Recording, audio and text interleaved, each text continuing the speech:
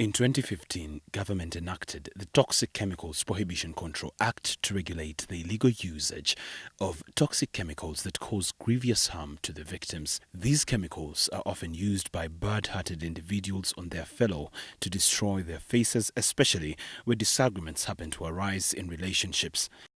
Lynette Karungi, a born of Hoima district in Bunyoro Kingdom, is an acid survivor living in Kampala.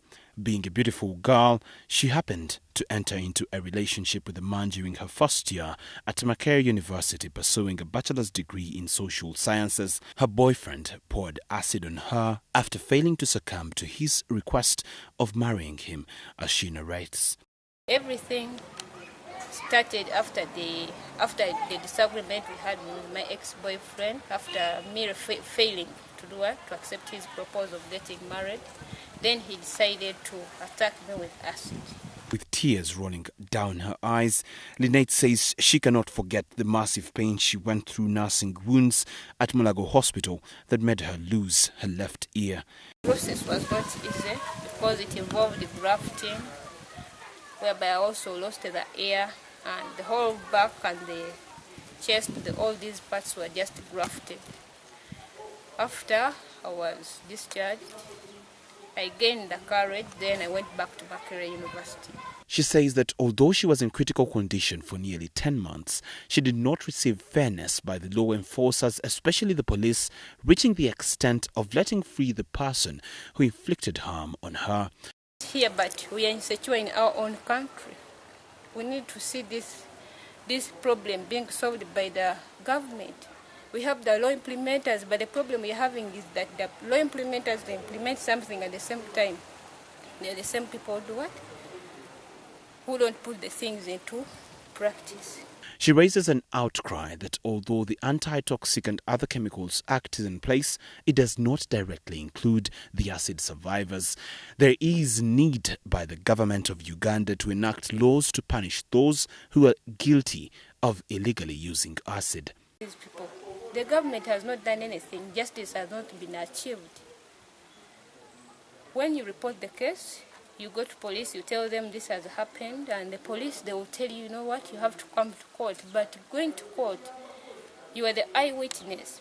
Sometimes you find yourself in intensive care, and they're telling you to go to court, and you can't do that. But at the end of the day, like after 2 days, you hear the suspect is already out. Lynette says she developed passion to advocate for the rights of other people who are going through a similar situation, and she is serving as an administrator at the Center for Rehabilitation of Acid Survivors. Besides, she has hope, just like other people, by getting involved in handmaking of crafts, including beads and craft shoes. You see this one? This is a paper bead, but this is just the material. If you request for materials which are not assembled, this is assembled and this one is not assembled. Acid attacks are not a one-sex target, but men are also a target, especially from the workmates.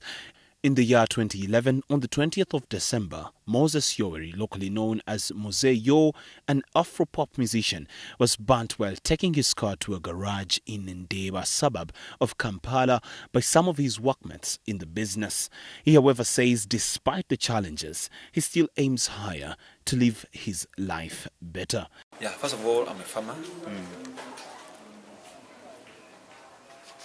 I have my animals in the village.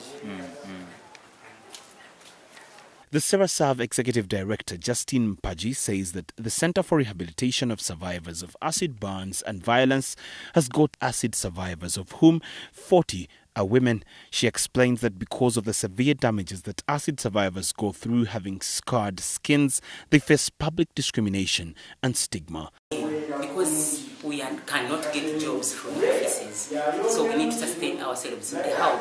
We have families, yes. But at least if they can support us with these development programs, if we are told we have started this program, and at least it gives us support so that we can stand. Mpaji says that such people go through hard times, forcing them to go to the streets as beggars. As a result, CERESAV intervenes by attracting them into art and craft industry to keep them busy in income-generating activities like liquid soap making and basket weaving. To avoid begging, people were complaining about us, the survivors, begging on the street all the time.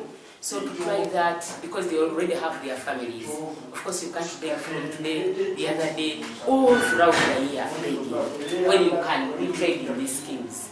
And they were interested.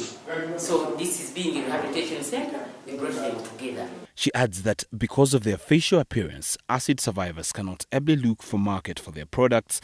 They use other channels for market in the United States of America and the United Kingdom. We provide them with some little money of raw materials. Yeah, after selling them, we call them, we give them the money. We already even have a market in US. So as we are going to Christmas time, we collect everything and we send them to US. They sell them for us and we give them back their money. Although only 45 acid survivors are under the Center for Rehabilitation of Survivors of Acid Burns and Violence, many are still nursing wounds. This report is compiled by Julius Kitone for WBS.